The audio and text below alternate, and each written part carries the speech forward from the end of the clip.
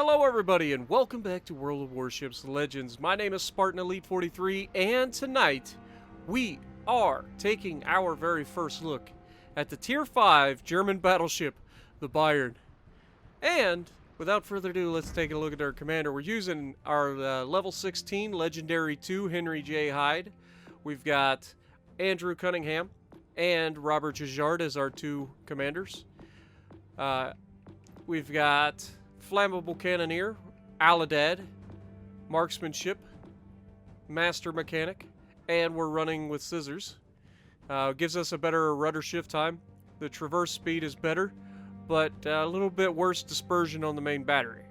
But it was either that or lose the repair party. Now, I know what some of you guys are thinking. Well, Spartan, why would you choose any legendary perks? Well, a legendary perk is better than no legendary perk.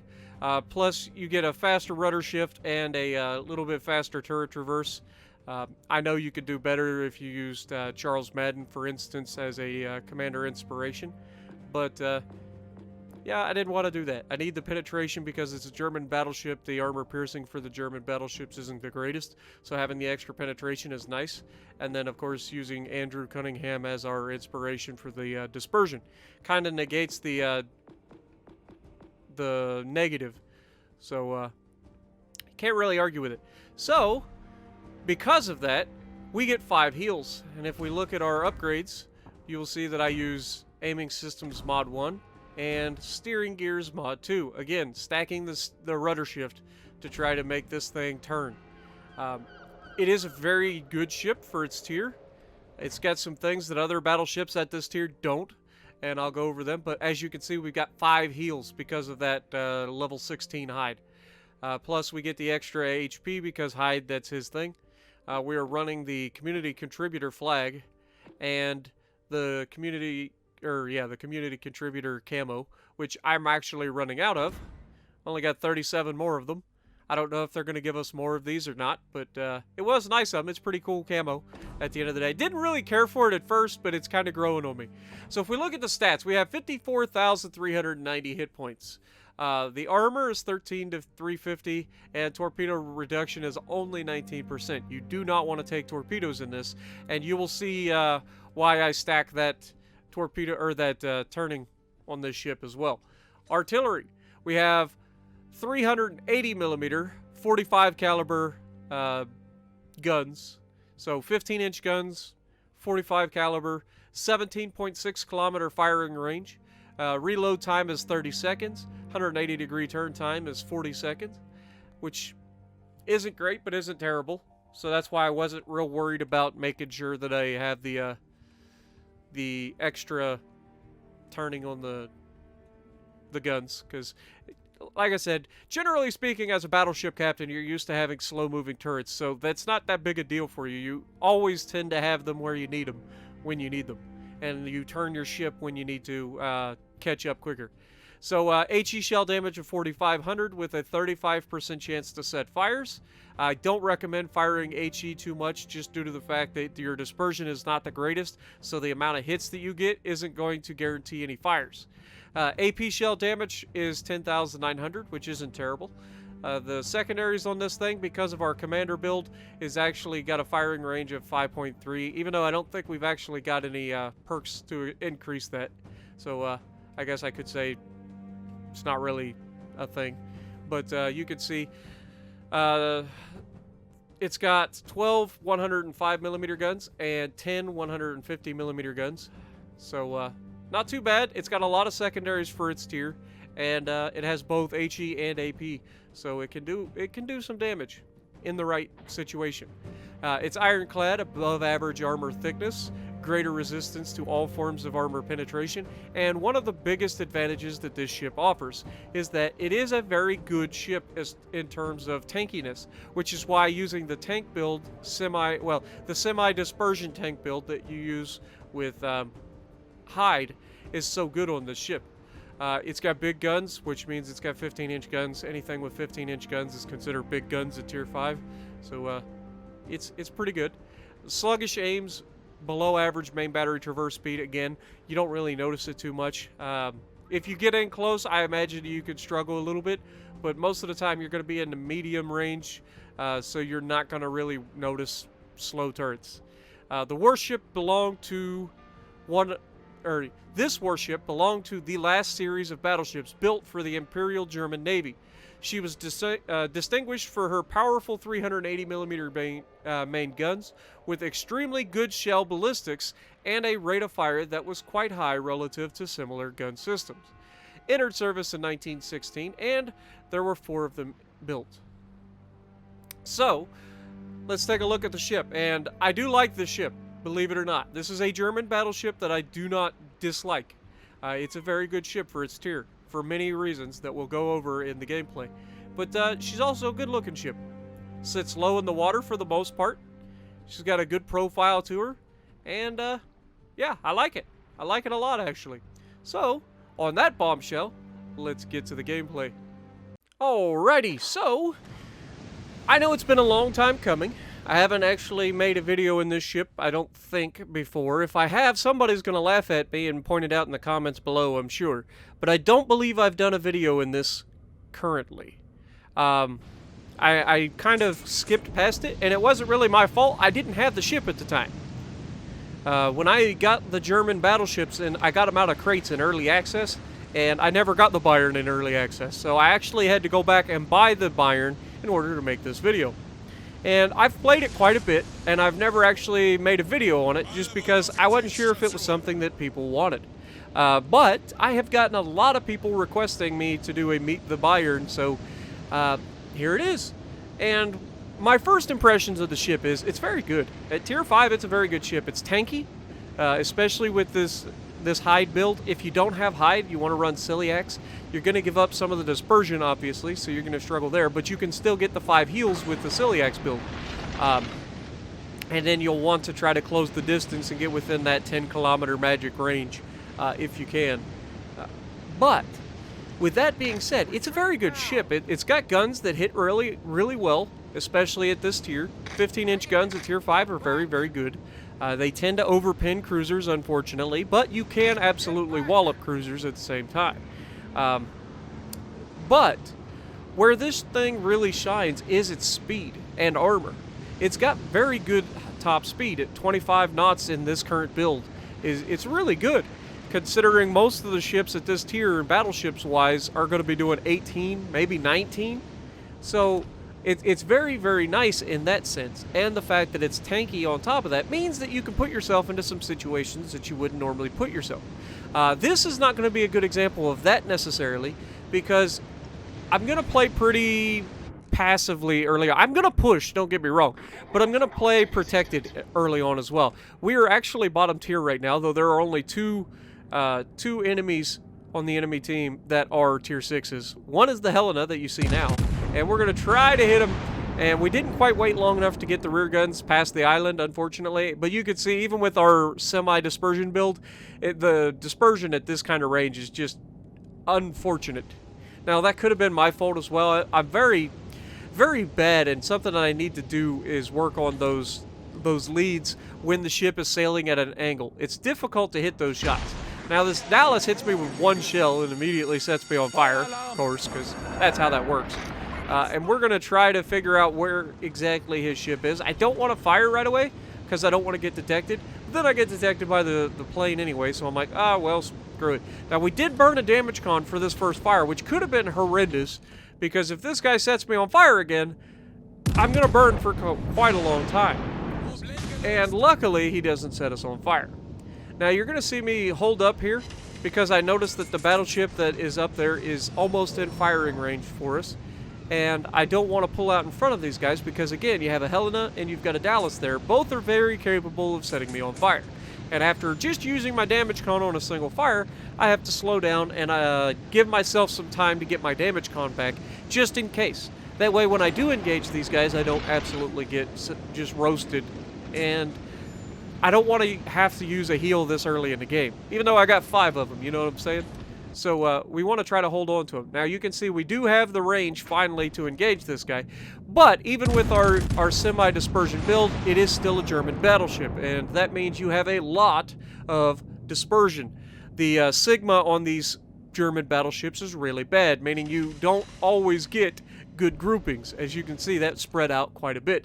And more importantly, it spreads out in the horizontal fashion, which is not the worst thing for a battleship. The vertical dispersion is what kills me the most, because that'll make it splash short and long instead of hitting the ship, whereas horizontal, if you just aim at the center of the ship, you're probably still going to hit multiple shells, which is what we're going to try to do with this King George. Now, I didn't know whether this guy was AFK or if he's just not paying attention, so I was taking my time. I didn't want to go too crazy here, but I also wanted to try to help our destroyer with the Dallas, because clearly this guy isn't doing anything. He hasn't engaged his engine. I don't see his guns turning, so I'm assuming he is AFK. So with that being said, I'm going to take one more shot here, and then I'm going to start moving out to focus the other guys. Because the Dallas, the Helena, those cruisers can really damage my destroyers. And I've got a destroyer who is absolutely insane. I don't know what his thought process is, but he's a Fubuki, and he's well within detection range, being only like 3 kilometers from that Dallas. And he's trying to torp the Dallas, which I commend him, don't get me wrong. It's commendable, but not the smartest play in the book. While it is commendable, it's also stupid. So, but the good news is he chases the Dallas out from behind the rock. He doesn't take any damage here, but he does chase him out. We did take another shot at the King George just because we didn't have a shot at anything. But now that the Dallas has come out, now we can start to whittle him down. And like I've said before, many and many a times, it only takes one good hit for a battleship to kill a cruiser. One good hit is all you need. And so you'll see I'm kind of waiting. I have a feeling that the Dallas is going to turn out to the left again, and sure enough he does. So we're going to go ahead, try to place the shot as best we can. As soon as we fire, he starts turning in, and that's a very dangerous thing to do with the Bayern, because you can absolutely be deleted for it. These shells travel very quickly. I don't know what the exact speed of these, or the muzzle velocity of these shells are, but they do seem very fast compared to other battleships. And their flat trajectory means that they get to the target very quickly. And it catches cruisers off guard real hard. But it also makes me have to change my aim a little bit, because I'm used to having to wait for the shells to get there. So I've got a certain aim point. And you can see very, very good grouping there, taking the Dallas down. He's very lucky to be alive at this point. But unfortunately, we lose our Fubuki. You can only be a goofball for so long before you get caught. And being in front of a Dallas and then getting jumped by a Dallas and a guide means you're dead. The good news here is that our other destroyer has torped the King George, which is kind of what I was hoping for, because it would have taken me a longer time to kill that guy, just due to the fact that I can't hit very many shells. So them torping him means that even if he does come back, if he was AFK or if he just, I don't know, maybe he went out to make a sandwich or something, if he did decide to show back up, then that could be bad news for us. Now, the good news is, Gaid comes out like a crazy person and decides he wants to engage. Bad news is, he is engaging our destroyer.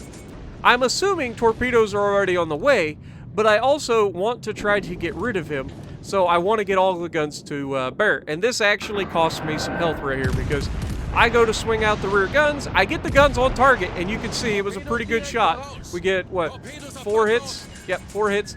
But his widespread's going to catch us with 2 torpedoes here.